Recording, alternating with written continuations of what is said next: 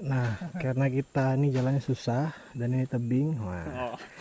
Jadi kita buat tangga darurat tutorial nih dari ahlinya. Nah, dicongkel-congkel.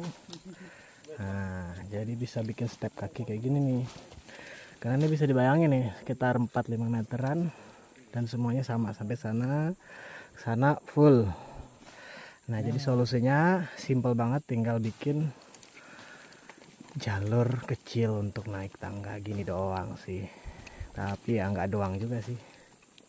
Nah, tadi kami turun dari sana. Sekarang waktunya balik, nanti videonya aku tampilin.